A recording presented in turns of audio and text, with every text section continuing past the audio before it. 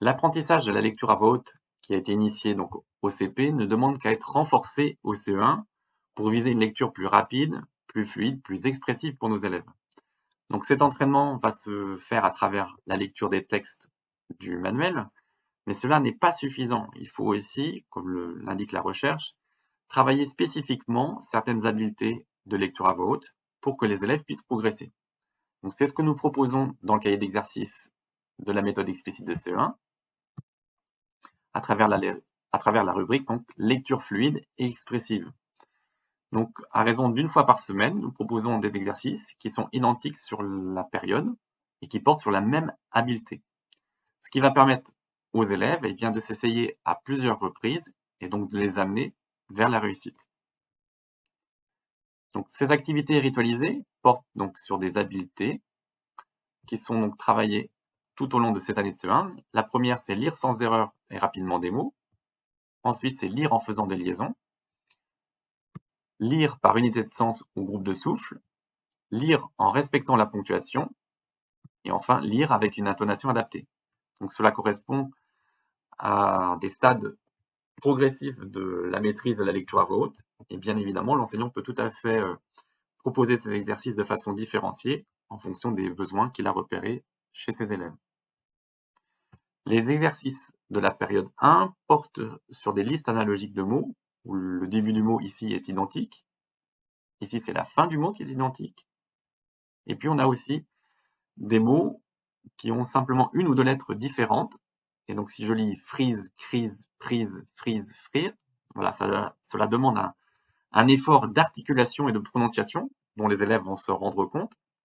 Et puis, cela requiert aussi une attention visuelle de la part des élèves pour ne pas se tromper.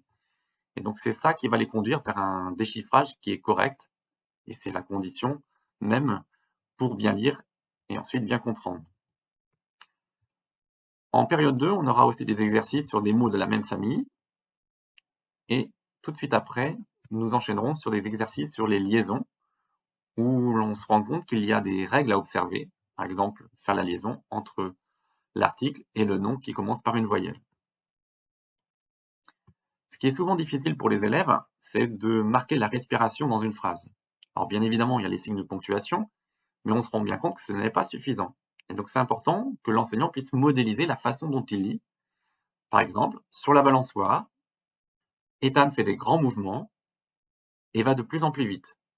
Alors bien évidemment, l'enseignant exagère les moments où il fait des pauses, mais il montre aussi comment il regroupe les mots qui vont bien ensemble.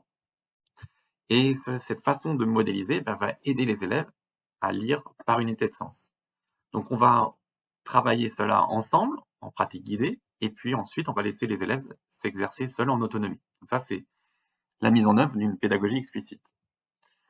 En période 4, on aura des exercices sur la ponctuation. Donc là, on a des phrases qui sont identiques, où simplement le signe de ponctuation change, ce qui va modifier la façon de lire cette phrase.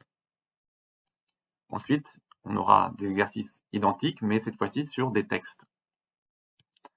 Enfin, en période 5, on aura donc des exercices qui portent sur l'intonation. Là, les phrases également sont identiques, mais l'indication d'intonation n'est pas la même.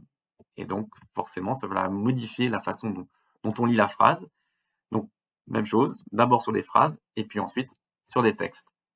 Donc, toutes ces habiletés qui ont été travaillées durant l'année, vont être réinvesties au fur et à mesure que l'on va lire des textes à voix haute. Voilà, donc c'est ce qu'on appelle le transfert d'apprentissage pour cette compétence donc, de lecture à voix haute.